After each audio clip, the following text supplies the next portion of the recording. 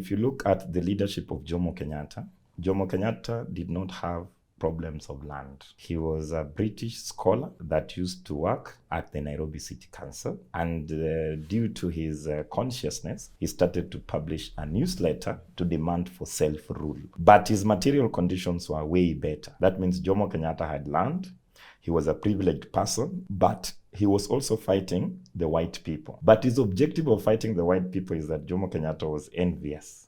He was imagining himself being in the seat of the white person. Okay. Why do we call it a sham independence? Because every time the colonial people were negotiating, they killed the people's hero. So 1957, on February 18th, they hung Dedan Kimathi by the neck to death. Now, once you hang Dedan Kimathi, then the people who were shouting, let Dedan Kimathi be free to lead us, the Dedan Kimathi is dead. Now people had to resort to again another political detainee, which was Jomo Kenyatta. But they knew very well that Jomo Kenyatta was already willing to negotiate on behalf of the British interest. I don't really appreciate that Jomo Kenyatta was our founding father, because our founding father was meant to be Dedan Kimathi. If you look in the African continent, Thomas Sankara.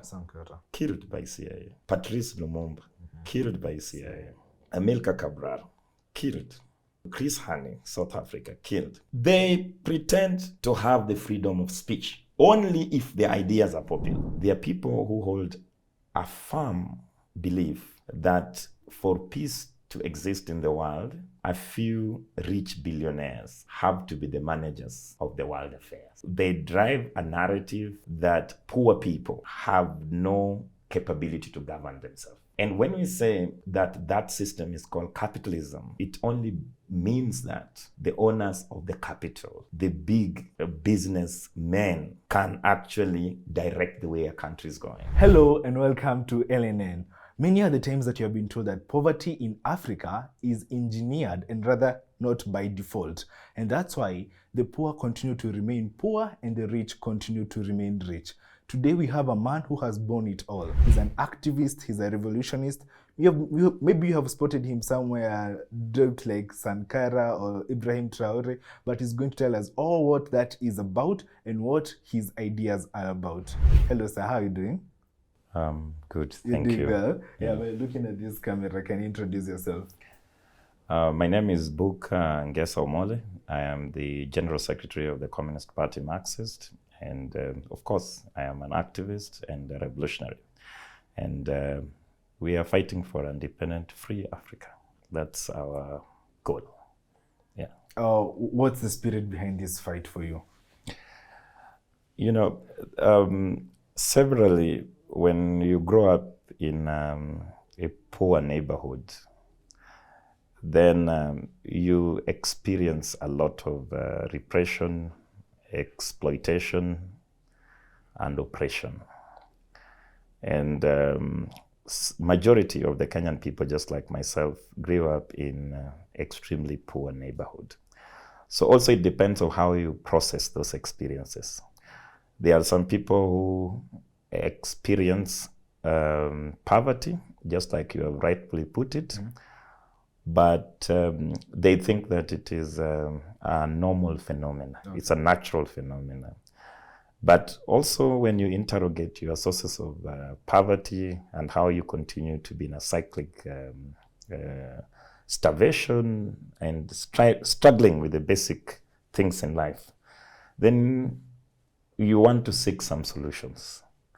So I think my joining first of all, as an activist and also as a politician, and even in terms of my commitment to philosophy, was a way to find solutions to the problems that surround me. And I can say also that my university life also shaped me a bit as a budding revolutionary in a way to seek solutions to problems that are facing the majority of the Kenyan people. Okay. So just starting from what has happened recently, 2 months ago, you had some unexpected visitors in your home. What was all that about? It's important to acknowledge that at the beginning of the GNC uprising, this took the Kenyan government quite unaware. Okay. And they did not know what to do about it. So the state decided to react differently. And they placed up a mechanism to make sure that they could defeat the collective action that was taking place in the street. And one of them was to try and identify people that they think were leading the processes in the street, and either try to harass them, arrest them, in a way to break the spirit of the movement. So I fell as a victim of this government targeted repression of the so-called people that they considered that influenced the social explosion that existed in the street. Even before that, you remember that, first of all, the government confiscated my car, and I had to go through a long court process to make sure that my car was released to me. And there was no criminal activity that I was doing other than making sure that there was water in the street and making sure that the people that were injured in the street were also well taken care of. But the government did not want anybody that seems to supporting the ongoing offensive that was taking place in the streets. After that, then, of course, the Communist Party of Kenya also have international relations. So we go and attend joint conferences. And sometimes we share platforms with the government leaders because they go for the same platforms. And I can remember just in the during the GNC uprising, there was a FOCAC conference in China, and President William Samoei Ruto was invited. I was also invited as the General Secretary of the Communist Party. Okay. And it basically means that we were going to share a podium with the president, and definitely I was not going to spare him. And there was a presentation on the role of activism and oversight in regard to African governance, which was the topic that I was going to deal with, while the president was going to deal with the issue of the state's responsibility for the African solutions. Okay. So you realize that the president probably thought that I'm going to destroy his image, and he orchestrated that humiliating experience that we had at the airport, where the government security arrested me aboard Qatar Airlines when we were all going to China, and detained me, confiscated my passport. But this was just another way to pass a message that anybody who dares to stand against this dictatorship will actually face the same problems. But as if that was not enough, then the wave of abductions came by. And of course, we were at the forefront with my comrades to challenge this government that abductions is not the solution, and it cannot abduct all of us. And we formed what we are calling the collective resistance against abductions. We made sure that our comrades were safe, and we were working in groups. And even before my attempted abduction, my chairperson had also been abducted in Mombasa. So we make it as a responsibility to live together. And this is what probably the abductors did not know. So when we live in a house, like all of us, like we live like 14 people in the same compound, and we try to do our things together. So we were just out like any other young people, on a Friday evening, people go out and come back. So when we arrived, we were confronted with 7 gunmen, and unfortunately we needed to fight it out. Okay. And at the very end of it, one of the police officers died in the process, and which the government has been trying to cover it up. And now there is an inquiry about it to try and know the real cause of the problem. But the most annoying part of that incident is that the DCI was very complicit, quick to call it a foiled robbery action. So a foiled robbery action, where did the government firearms come from? Those are the questions. And the identity of the person that was killed has been hidden to date to even the family members. Even now we know the family members have been to Nairobi to inquire what could be the source of the death of the person. So in the actual melee, of course, there are people who are injured. But it's also important to reiterate that the government that kills you cannot protect you. Yeah. So for us who are revolutionaries, we don't expect any favor from the government. And that is why we try as much as possible to bypass the system to make sure that we can protect ourselves against such a regime. So that is what essentially happened to me. Wow. Yeah. So you are sure the guys who are there, they are police? 100% sure. We are undertaking the inquiry. There is a judicial inquiry. Okay. However much they want to delay it, Yeah. the truth will still come out. But our question was, the person who died needs to be declassified. Okay. If it's a normal civilian or a robbery, then there should be an investigation and people to be arrested. Okay. Also, the accusation of the victims, because after the incident happens, the investigation was focusing on how we got firearms and not how the people who attacked us with firearm got it. Okay. So the government is flipping the responsibility. While it's glaring that if it was a normal robbery, we had phones, we had sound equipment, we had cars in the compound. How is it possible that nothing was stolen? And up to date, even when the government came for the serious crimes unit came to our place, they did dusting. Up to date, nobody has been arrested. Okay. The so-called robbers are still walking out. So we still call out this government to make sure that the people who actually breached our peace are held accountable.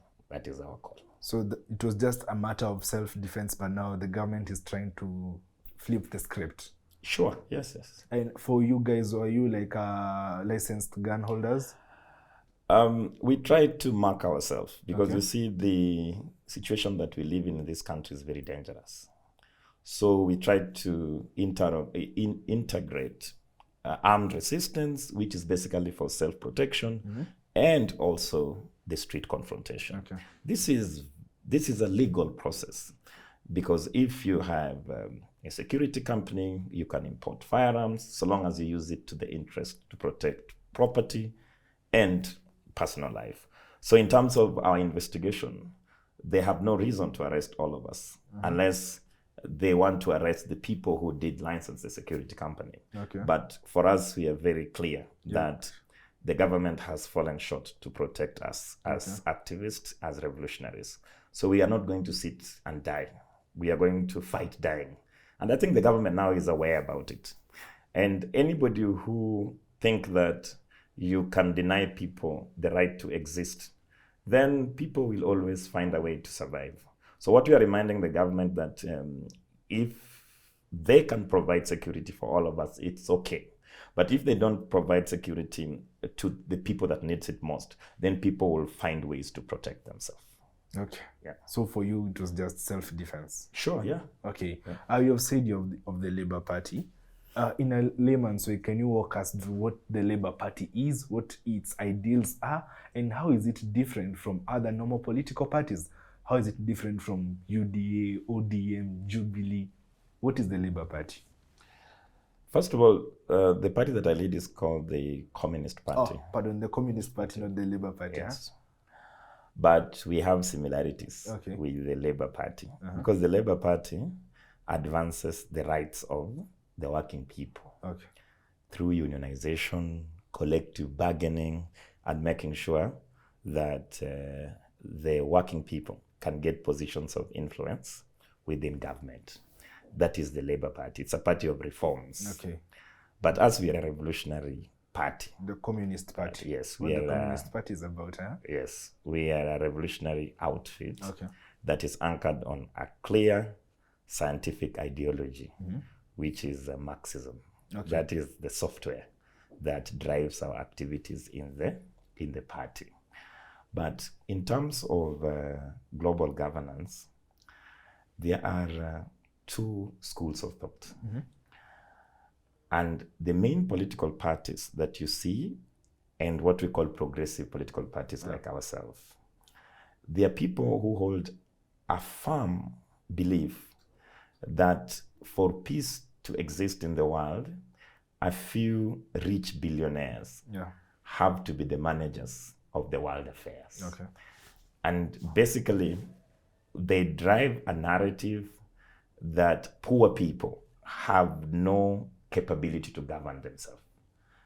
And when we say that system is called capitalism, it only means that the owners of the capital, the big businessmen, can actually direct the way a country is going. Okay. For example, if you look at the Trump inauguration, you will see the big billion. It was Trump, and then the big billionaires, and then the members of the Senate and the Parliament. Yeah.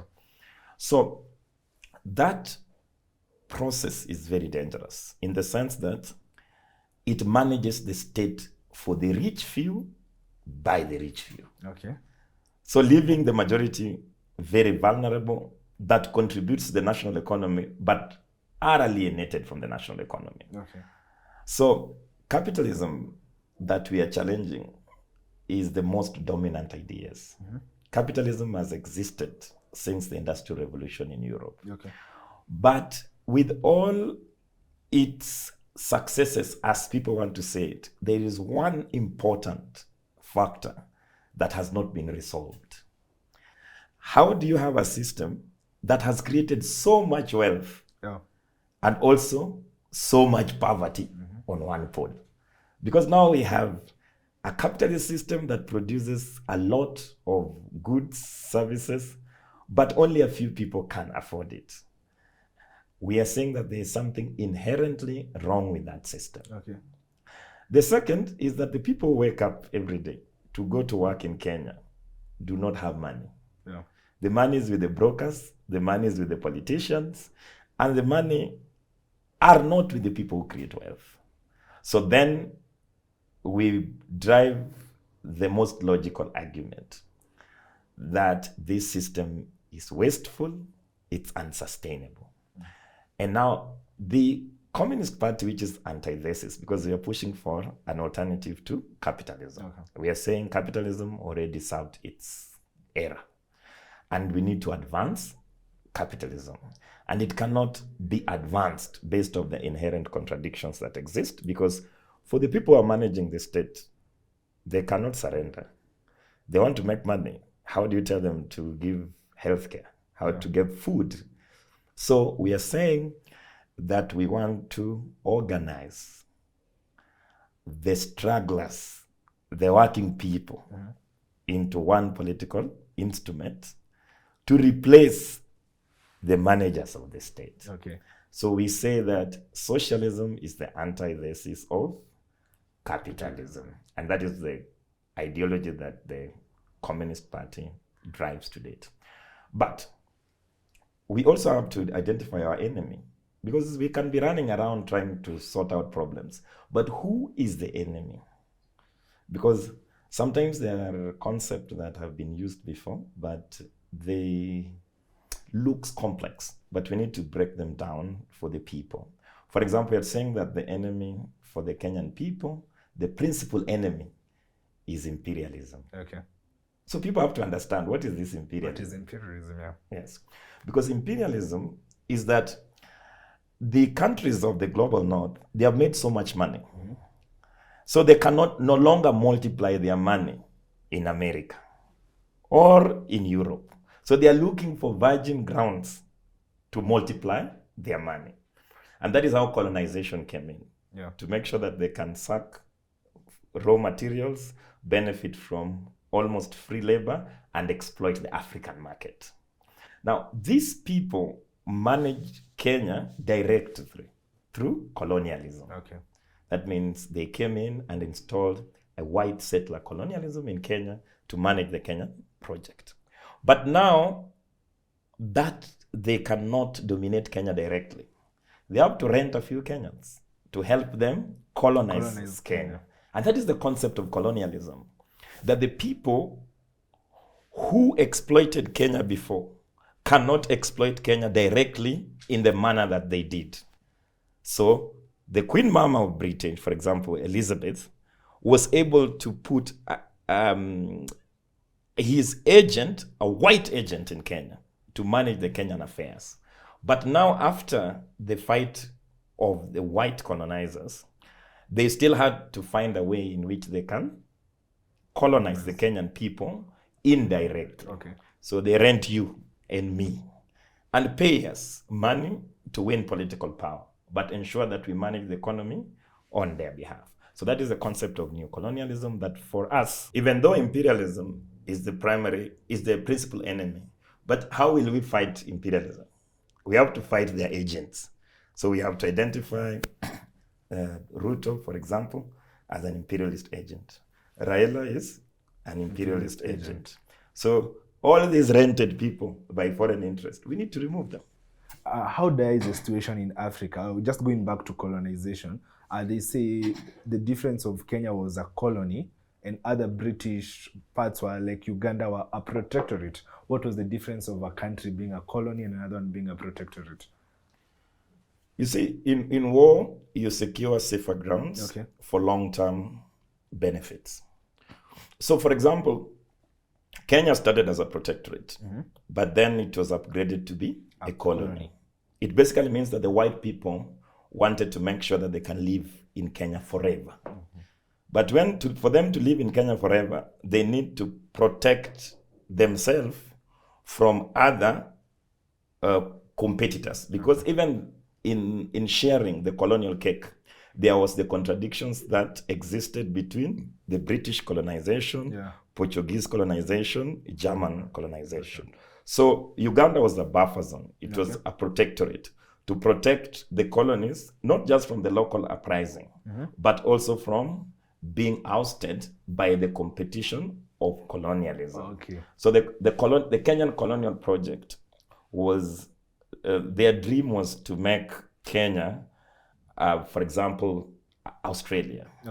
Because remember, Australia, they killed every person, the natives, and turned Australia into a white city. In North America, they murdered all the Red Indians.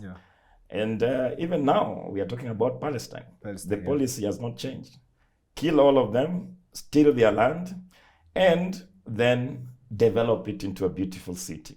That was the policy then. So when you talk about the project of colonialism and now neocolonialism and the protectorate, I think that is the... So basically what you're saying, it's being a colony, it was more about being a mini country out of the main country, like just a territory out of Britain, but now in Africa. Yes, more or less like a satellite. Like, remember, for example, the Dutch, they still owned part of certain islands, and they are part of the Dutch Republic. For example, Suriname was part of it, and other. So it basically means that Kenya was Britain.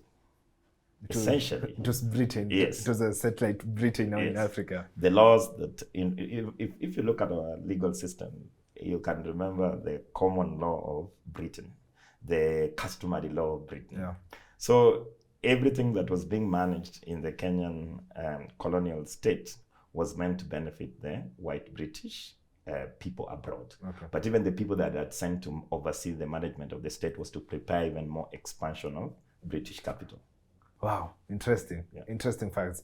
Now, as you're going through as the country is gaining independence, there was so much what we can call colonial propaganda. Did that narrative or did those propaganda shape the country as it is right now? You see, the struggle is not just ideological. The struggle is also in the material world. So we have a cultural and an ideological struggle. And this continues to happen to sustain a minority in power. Remember, for us who are revolutionaries, our ideas are not popular, but we are challenging the public wisdom to enrich it. So that is why we are saying, for now, the majority may not understand our ideas, but we must continue to wage a battle of ideas to make sure that we can overcome the cultural colonialism, we can overcome the anti-people propaganda and bring truth to the people.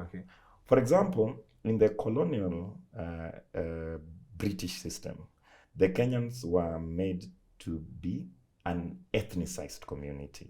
So that means the colonial Britain made sure that their propaganda rules in the sense that the people could be divided along tribal lines. So the Kikuyus, for example, were the enemies of the colonial masters, and the Maasais were the collaborators. So there was an overemphasis of Maasai as the true representation of the of the Kenyan society. Okay. And even now, if you travel abroad, people only see Masai laces, Masai and they say shukas, that is yeah. a Kenyan culture. Like Masai is a representation of Kenyan culture. Yes. Uh-huh. So they bring that monoculture Okay. in terms of representing the Kenyan situation. But the truth of the matter is that the colonial British wanted to elevate Masais as the collaborators and set the other tribes against each other. So even during the colonial period, how did we form association? There was the Young Kavirondo Association, the Young Kikuyu Association. So they only allowed organizations around ethnicity. Okay. So that is the role of the propaganda, and it is very powerful. Because even now, if you look at the attack on the poor people, it is not just about material attack. The poor people have been propagandized in the sense that they imagine that they are poor because it is a natural phenomenon. They were destined to be poor. And even sometimes the ideological and the propaganda attack is being reinforced, not just by the media, but by the church and other, even the schooling system, the way we are. So remember, you get a poor person, you ask them, why are you poor? Then he will start giving you reasons. Either he says, I have many children, or he says that I'm not smart enough, because that is what the system has won over them. So when we are competing for people, we wage ideological warfare, psychological warfare on the people. We can win people by the truth, or we can win people through dividing them and lies. I think the ideological massacre of the African mind was complete in its sense during the colonization. And that is why everything that is foreign is praised in Kenya. Beauty is looked at from the Eurocentric lenses. Even if you look at a beautiful woman in the African context, it was not like you really had to be, a stick thing to be beautiful.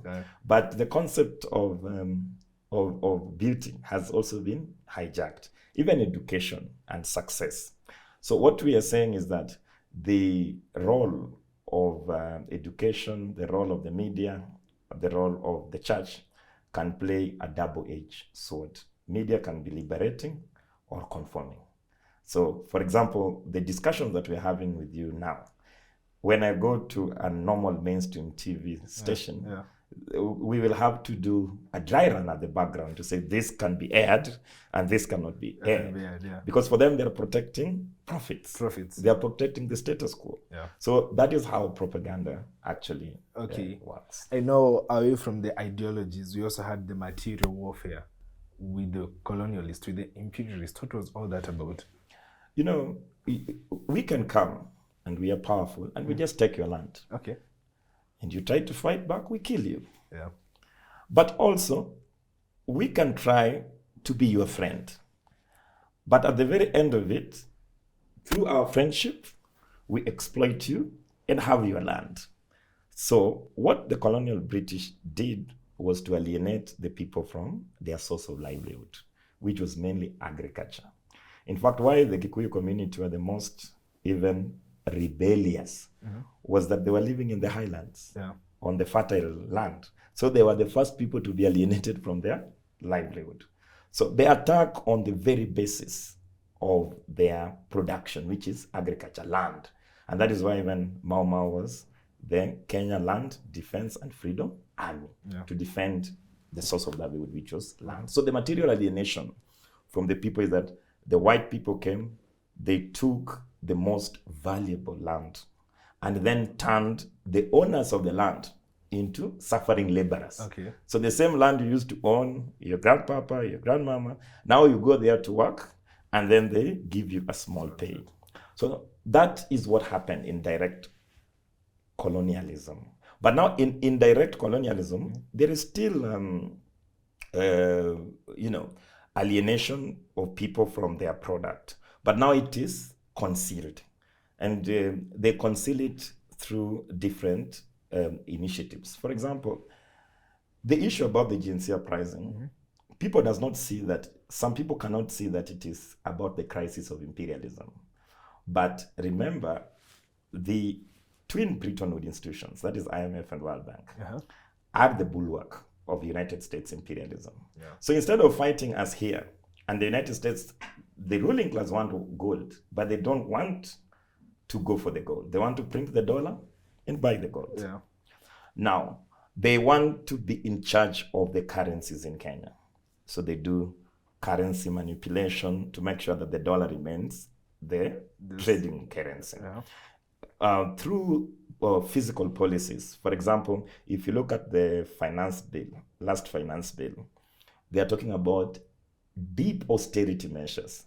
They can look abstract, but austerity measures only means that people are going to be taxed where the people are, and not where the money is. Because now, Ruto is a very good propagandist, because for him, he says on the TV that I want to do progressive taxation by expanding the tax bracket and make sure that everybody pays tax. Yeah. It looks very interesting from the first view that this is a fair man who just wants all Kenyans to pay taxes. But at the end of it, not majority of the Kenyans have the money. The money is with a few people.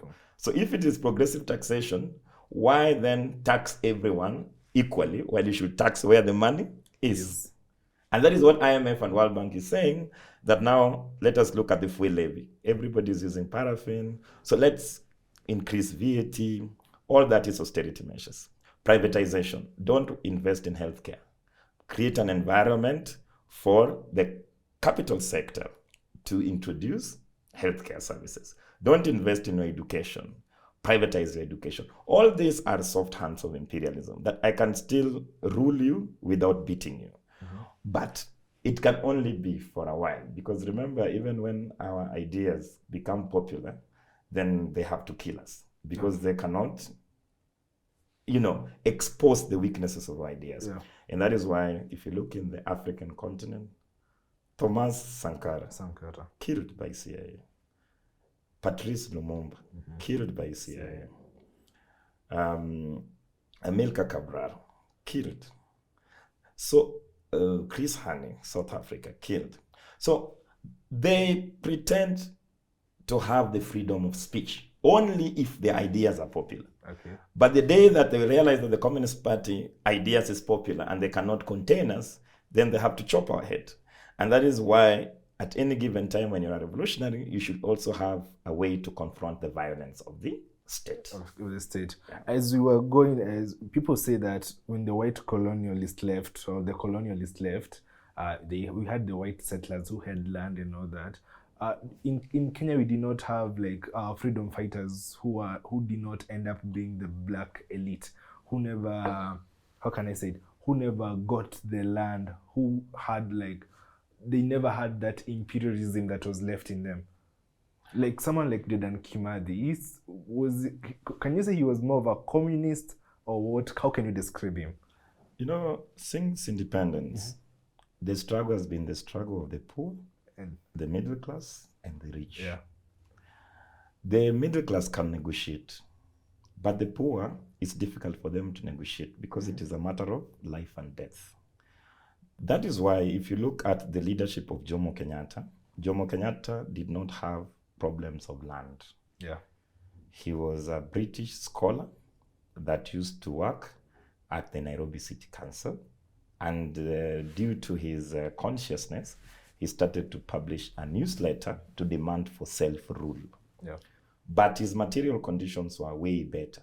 That means Jomo Kenyatta had land, he was a privileged person, but he was also fighting the white people. But his objective of fighting the white people is that Jomo Kenyatta was envious. He was imagining himself being in the seat of the white person. Because his material conditions were much better. And that is why when the British were negotiating with him, he did not have qualms negotiating with the colonial Britain. But the leaders of the Mau Mau, and particularly, if you look from the squatter problem in the Kikuyu area, they were not willing to negotiate, because for them, if they were to negotiate with the colonial British, then they want land. And the colonial British does not want to give land. Now, once they refuse to negotiate because they're saying, we are willing to negotiate, but give us land first. Yeah. We cannot be squatters and you're telling us that we want to negotiate. So there were two ideas. There were people who were fighting to confront their daily realities. And there are people who are fighting from a privileged position, which were actually the middle class in Kenya, to get political positions. In themselves, Jomo Kenyatta wanted to manage the Kenyan state, just like the white people, but they wanted to appropriate the white privileges for black privilege. Now, why do we call it a sham independence? Because every time the colonial people were negotiating, they killed the people's hero. Yeah. So 1957, on February 18th, they hung Dedan Kimathi by the neck to death. Yeah. Now, once you hang Dedan Kimathi, then the people who were shouting, let Dedan Kimathi be free to lead us. The Dedan Kimathi is dead. Now people had to resort to again another political detainee, which was Jomo Kenyatta. But they knew very well that Jomo Kenyatta was already willing to negotiate on behalf of the British interest. In the South African, they did the same. They killed Oliver Tambo, the General Secretary of the South African Communist Party. They killed all the hardliners before the independence and started to negotiate with Mandela in prison. So we want to say correctly that Kenya got political independence, but we did not get economic independence. Because remember, one of the key negotiations with the Jomo Kenyatta regime is that the white settlers have to retain the land. Yeah. And if the white settlers wanted to leave the land, then they have to be paid for the land they robbed from the taxpayers. And after that, Jomo Kenyatta feared to be overthrown by the remnants of Mau Mau in the forest, and particularly now that they had disagreed with Jaramogi Oginga Odinga.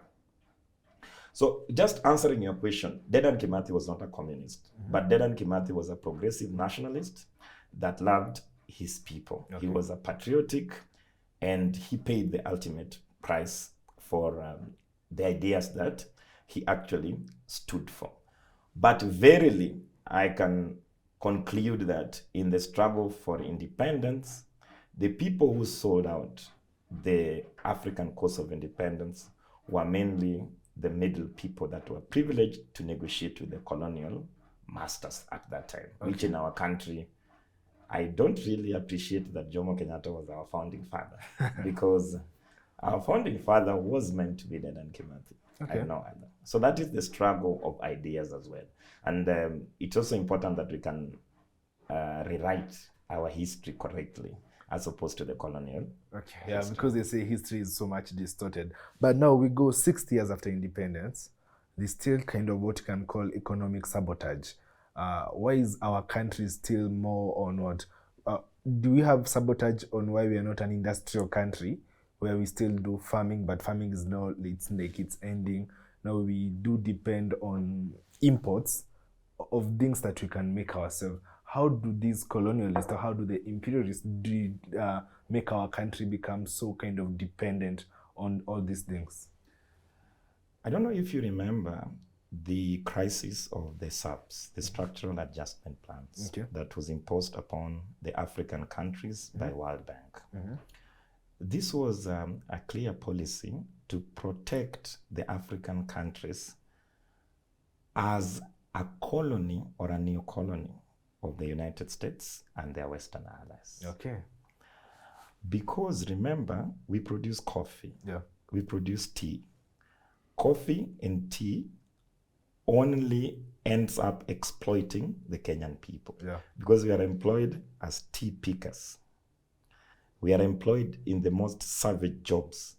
But if you go to, let us say, the then Brookbond, now is Finlay's tea, even the jobs there with dignity are from British.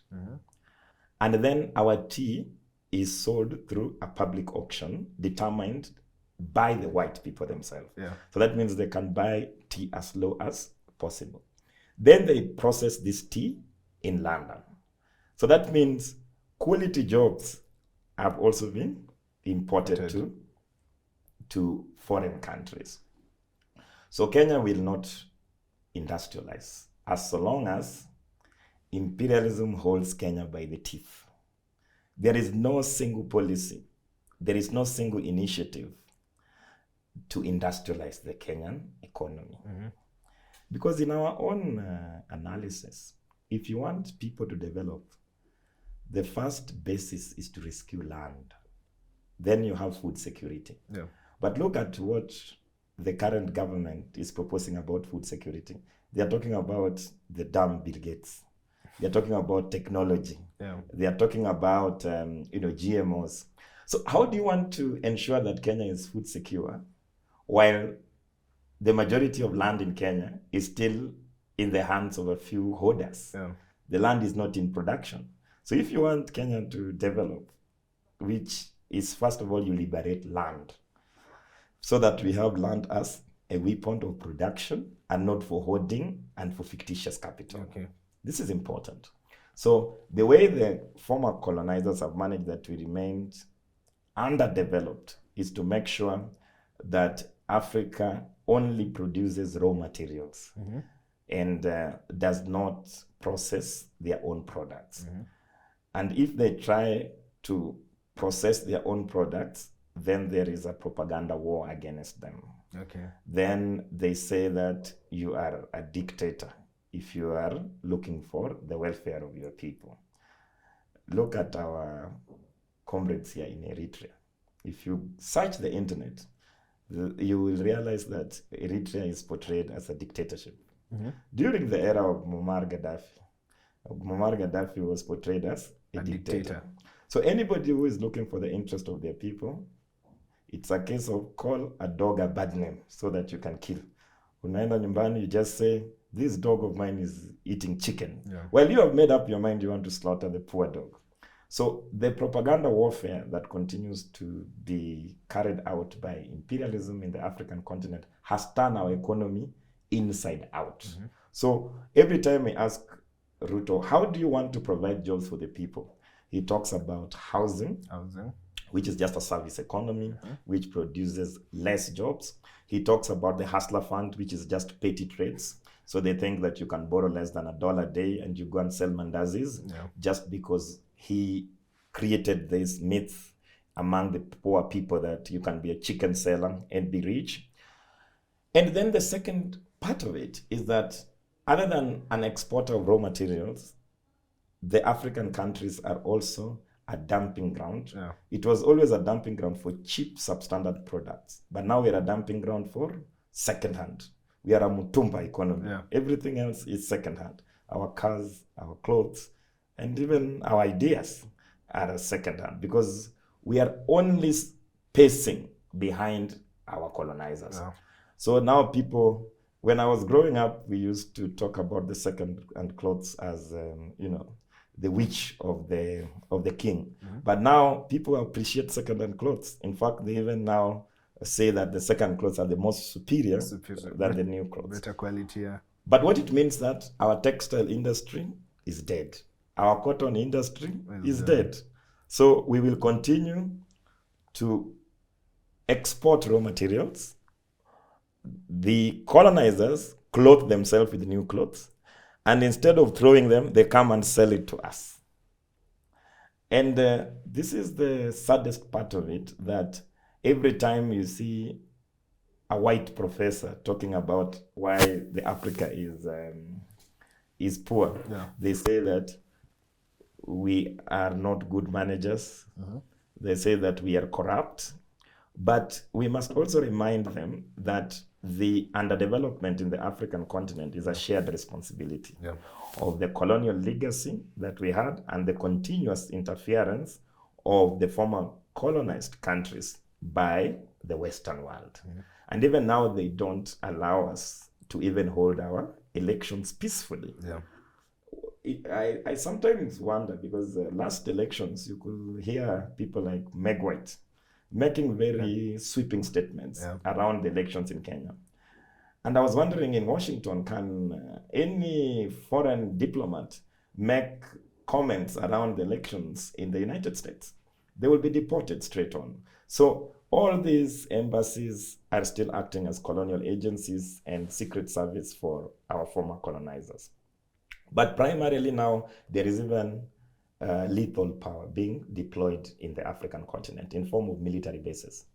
Remember, Jomo Kenyatta negotiated with the British to have Batuk. And the Batuk, which is the British military base in Nanyuki, was meant to protect Jomo Kenyatta's regime and the British interest here in case there's an uprising to overthrow them. Okay. During the Uhuru Kenyatta regime, they handed over an entire Mother Islands archipelago in Lamu to act as a military base for the United States. Now that the United States is losing and French is losing in West Africa, in the Sahel region, President William Samoei Ruto has handed an entire military establishment in Wajir to act as a United States military base, which is going to be used to deploy unmanned vehicles to attack the neighboring countries. It basically means that even if we are to dislodge British or United States here, they can start a war in our own country without flying any plane outside the country and still be able to defeat us. Wow. So the colonization is that they are piping us through ideological warfare to accept this neocolonial project. But they're also thinking ahead that if people know the truth and they want to fight us, we will have our military bases here to fight you in your own country. In your own country. So that is how deep imperialism is in African continent. Yeah, and for government in, government out, we always have, so we say we are going to be a manufacturing country. We start EPZ projects and all that. We say we have Saizo in the country and all that. But still, like this, as you are saying, the second-hand industry of maybe Mtumba still drives. Like, there's no way this country can turn to be a manufacturing and industrial country. There's nothing. You know, we can be industrialized, but it has to be the initiatives of the Kenyan people.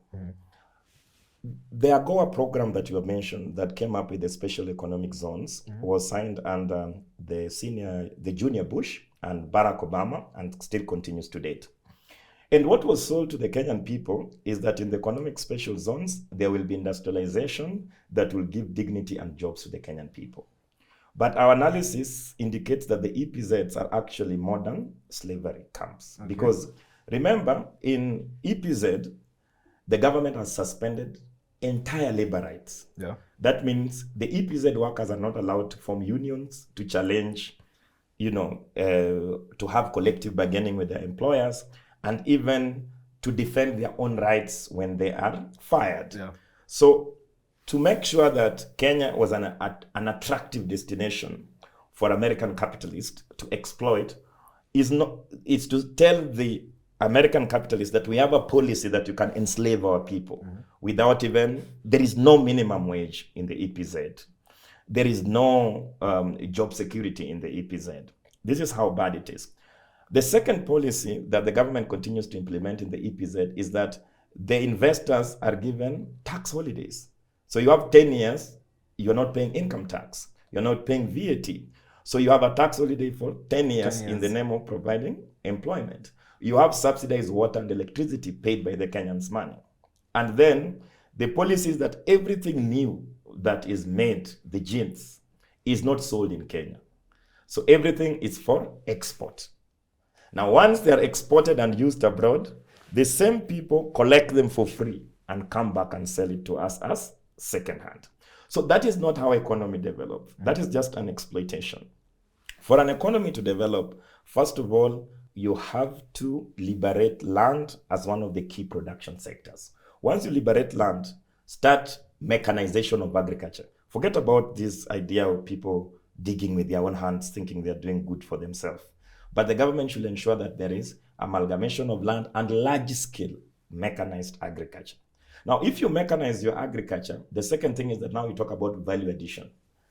But how is it possible to talk about value addition and agro-processing while instead of processing our grapes, we export it like that? Instead of drying our mangoes, we export it like that. So the value addition, which we call the light industries, support mechanized agriculture. Sure. Now, if you have mechanized agriculture and you have value addition in terms of food processing, then there is the requirement of steel. So that means you will need some industries to produce parts to help run the parts of the machine and also to help run the agro-processing plants. Now that will bring steel industries to thrive. So you can see how those three elements A mechanized large-scale agricultural production is supported by value addition through agro-processing, and then that also creates the need for steel and brings the heavy industry. This is the trajectory that the countries in Asia took. So when people start blabbering Singapore and everything, China, they took a clear trajectory to develop their national economy. But for us now, Kenya will not even be a proper capitalist economy par excellence, because capitalism is that you have to produce wealth through production, not service. So that means I have an industry, I am producing food for the people. But if you are buying all the food, you are buying all the water, government is telling us is investing in roads, airports, but all these roads and airports is pro-business, it's not pro-people. Our education system is not, liberating. It's a colonial education system. So until we change our political leaders and look at the policies that can help us decolonize our country, and also to delink the Africa economy, particularly the Kenyan economy, with the British economy. Then we can say we can develop. Maybe I could mention explicitly that we have the Dutch royal family visiting us. And Dutch multinationals have invested in our country. But we were trying to do to evaluate what kind of money has been brought in by the Dutch multinationals. But you realize it is almost insignificant, because in the flower sector, the flower pickers are paid almost nothing. In fact, they are death camps, because even the Dutch factories that use greenhouse development in those areas, they use even chemicals that they are never allowed to use in their own countries.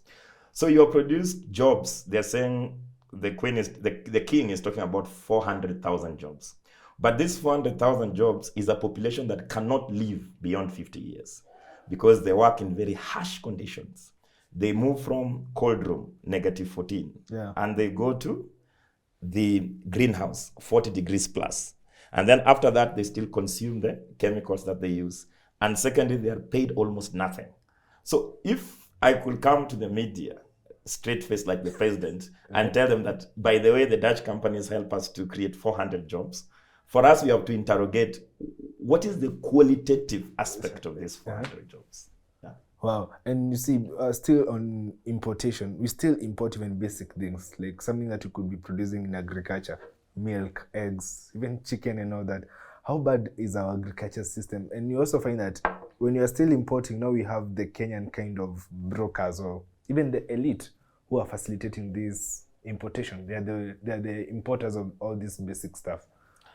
In the Kenyan economy, the question is that land is not for agricultural production.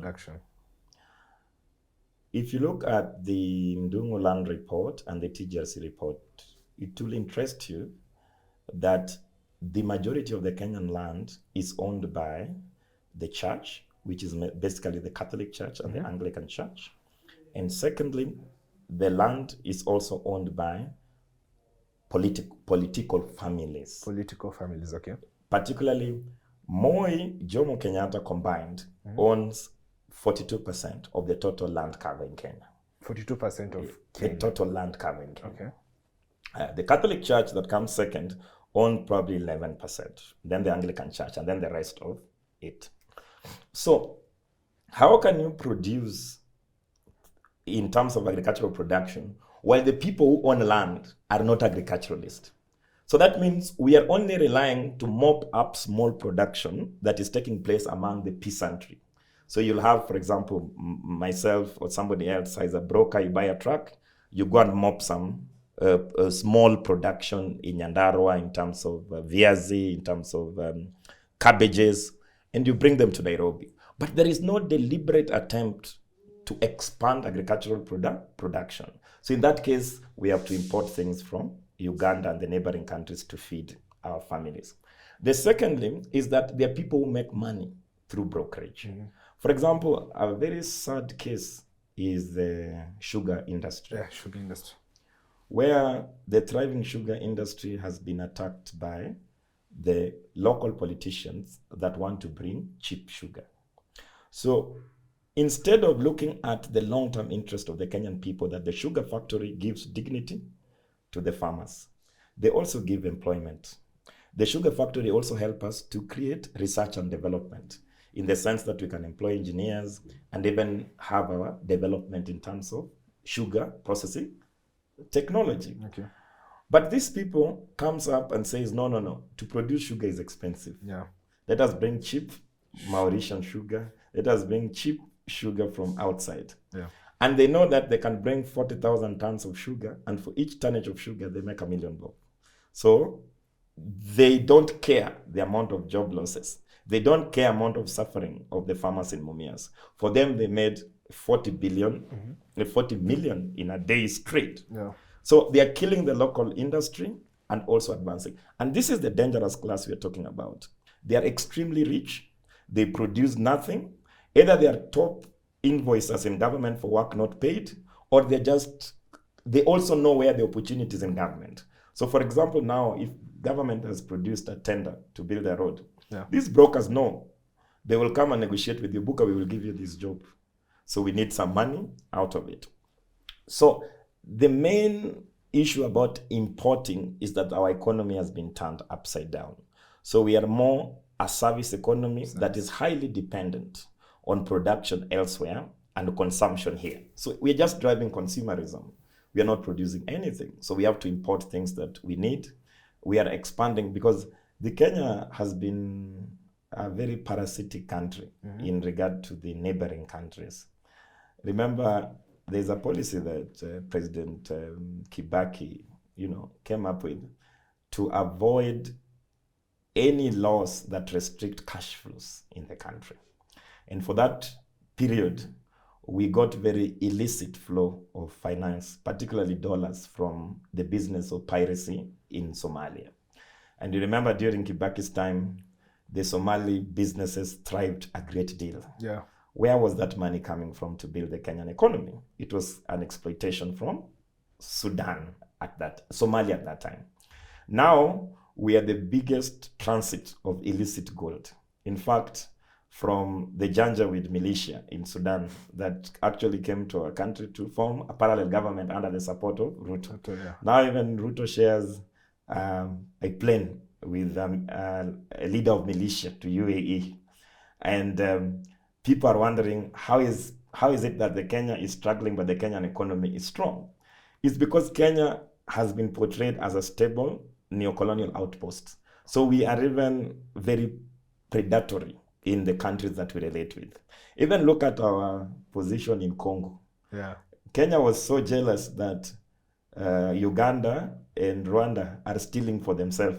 So they wanted to join the theft in Congo and even send our own soldiers there. But now our soldiers were outmaneuvered by the Ugandan that have been in the terrain and the Rwanda. They came back home. But still Kenya is very envious about stealing from Congo. So you realize that even though we brag about a stable economy, that stable economy is not built mainly on production in Kenya, but on also illicit flows of fictitious finances from the neighboring countries. Kenya is playing a very exploitative role in the region. Oh, interesting. So we can say that the biggest hindrance now to these liberating ourselves from this neocolonialism is can you call the modern black elite? Oh. You're right. We are saying that the primary enemy are these rented people that manages our affairs on behalf of imperialism, this black elite. And they have no tribe, they have no race, they are just crude, corrupt, filthy billionaires, whether they come from different tribes, but they share one important goal, which is to manage the economy on behalf of the people who have hired them. And during that period, they can also make some money for themselves. These are the people that we must fight and defeat. And that is why every time we get a platform, we do not want to portray, for example, that Raila is an alternative to, for example, Ruto, or Ruto is an alternative to Uhuru Kenyatta. We must cluster them as the parasitic class that has been rented, that are privileged, that benefits from exploiting the Kenyan people on behalf of the foreign interest.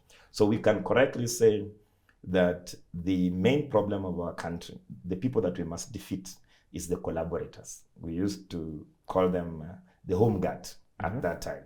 But now we have to defeat them. In fact, in even a more complex term in our literature, we have referred them as comprado class, or the bureaucratic class. They produce nothing, but they are billionaires.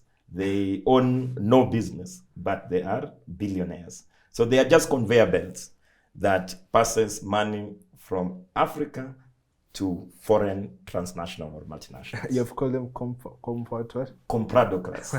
Comprado class, they are collaborators. They are complicit. Okay. He's saying that, oh, maybe I can progress, but if you die, maybe it's unfortunate, but I don't care about the death of my people so long as I can live in luxury. And that is the kind of attitude that you see from this political class.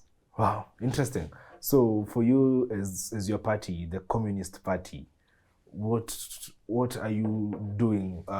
Do you like have plans to run for a seat or something? Yeah, that's true. Communism or revolutionaries, we are not limited by how to take political power. In fact, our limitation is that our ideas are not popular yet. Okay. But we don't even surrender to the laws of the land to take political power for the people. Because we cannot expect the people you want to overthrow to actually legislate the process to overthrow them.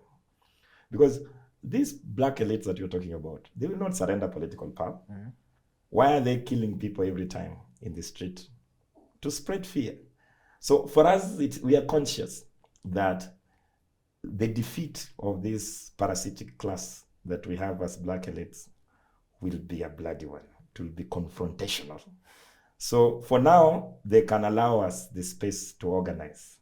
But when the people support us, they will unleash violence on us, just like they unleashed during the Gen Z uprising. Okay. But we don't ignore elections, because during elections, the political temperatures are also very high.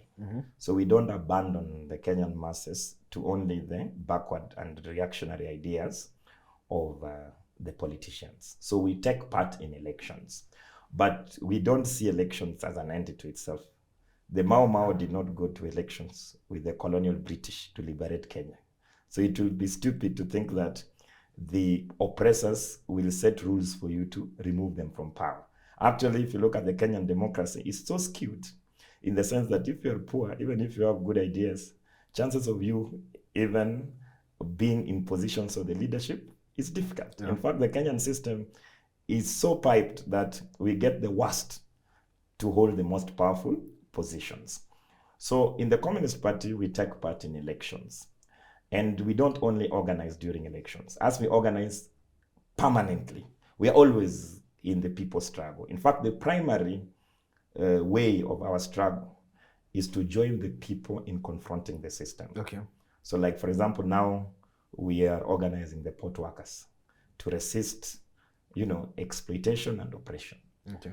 And we are hoping that once we are done with that, there will be a new consciousness to connect the exploitation of the port workers and the neo-colonial system that there exist. Okay. So we have contested before in the elections. Even we have one governor which is in Taita Taveta County, and people can look at the dynamics of how we were elected.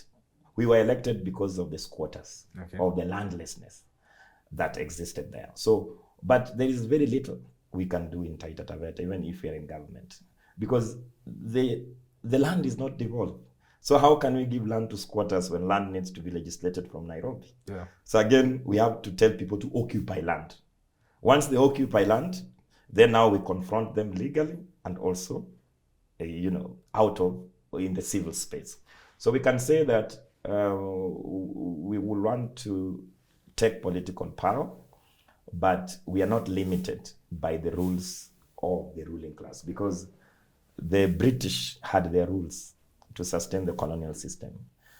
The neo-colonial entity also have their rules to sustain the neo-colonial entity. So to break the neo-colonial entity, we must organize people beyond the rules of the neo-colonial entity, which You can talk about court processes, but who gets justice in court?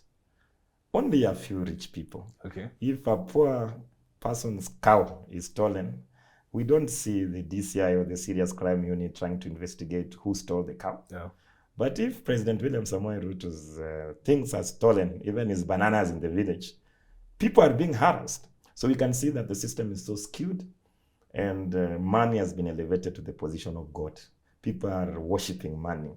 And only when you have money, you can enjoy a better life. So we will take part in the elections, but we will not stop at election to liberate our people. Okay, and for you, have you tried any political seat, or are you looking forward for any political seat? Yes, in the last election, only through the court process, I got blocked to vie. Because, like I say, when your ideas are popular, Yeah. they don't want you to confront the voters. But I vied for the Member of Parliament in Game constituency, and finally the matter ended in court. And that is how I lost that seat. But even now, I will vie as a Member of Parliament in Game, vis-a-vis building the political party. Okay, and as you're winding up, there has been always a concern of activists or revolutionists turning, what can we call it? Turning against the revolution or betraying the revolution. You have seen it even in Kenya, even with the last Gen Z uprising of 2024. Do you fear, or do you feel like that something that might happen? For us, we think that to run a fair and a democratic system, you cannot lead as an individual. Okay. Kenyans don't need a Jesus or a savior or a Booker to bring sanity. Yeah. To avoid sellouts is you make sure that people are educated, liberated, to lead as a mass group.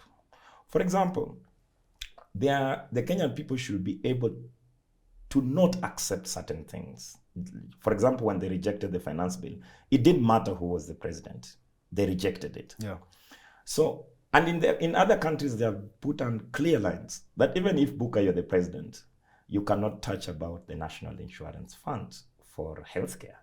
If you go to the British, if you try to remove the National Health Insurance, the NHS for the British, your government will fall because they have put the red line there. So for us, we think that when we have a highly politicized and conscious Kenyan masses, it doesn't matter who becomes the president. Because if you sell out, they will remove you.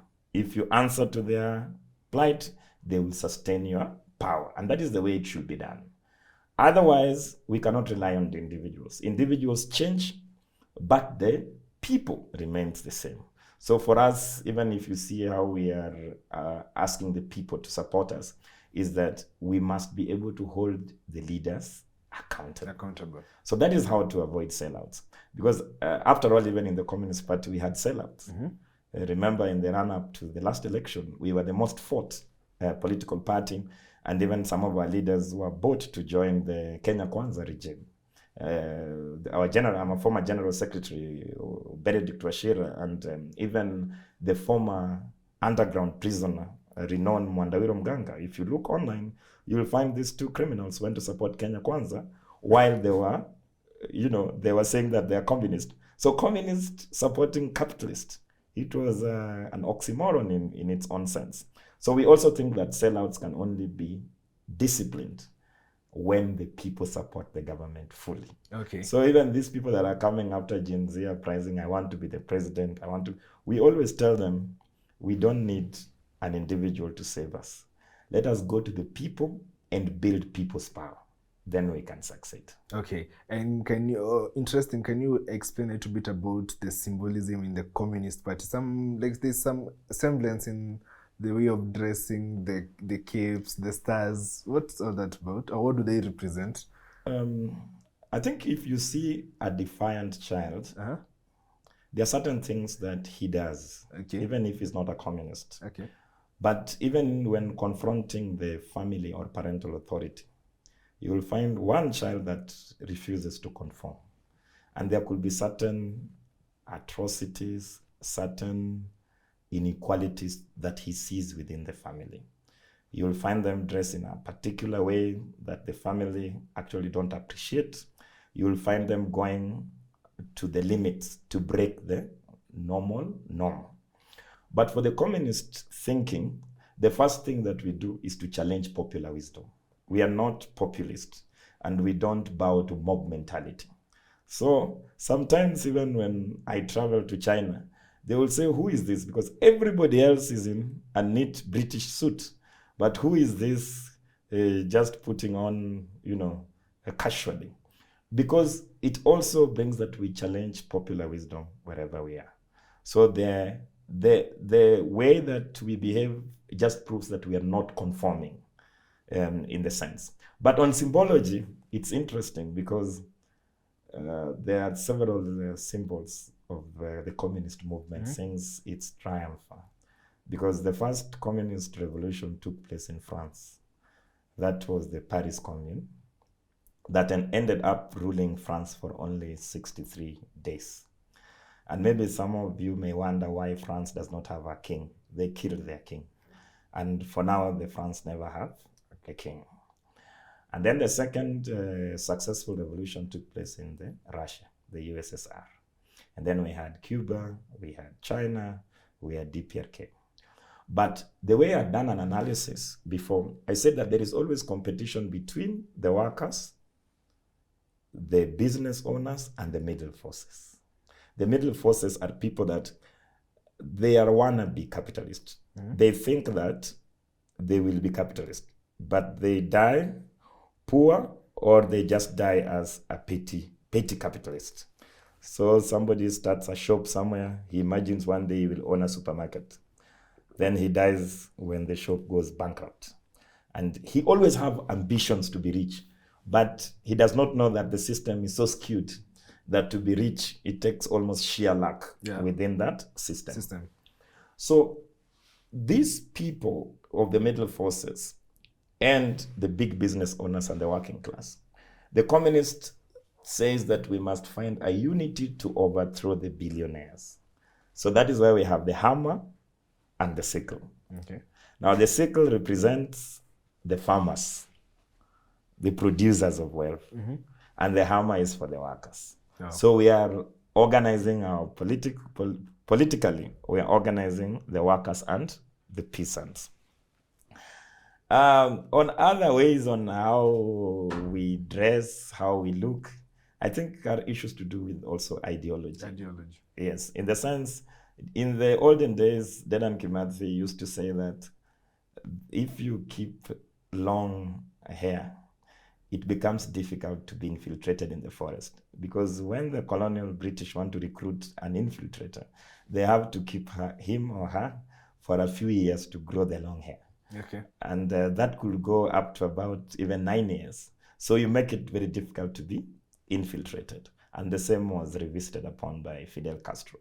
So I think it's just issues of ideology. But the underlying factor is that communism is challenging the popular wisdom. Yeah, communism is challenging the popular wisdom. Yes. Wow. Thank you so much. What would be a parting shot looking at this camera? That most African countries, particularly Kenya, we are yet to get full independence. And in the words of Milka Cabral, we say that without economic independence, there is no sovereignty. And without sovereignty, there is no free men and women. The African people are not free until they can liberate themselves from the yoke of neocolonialism and take charge of the economy. My recommendation is that if our viewers can read a classic by Walter Rodney, How Europe Underdeveloped Africa, will be a good insight for us to understand our problems. Wow. Thank you so much. You've said communism is not popular? It's not. Communism is not a popular ideology. Okay. Yeah.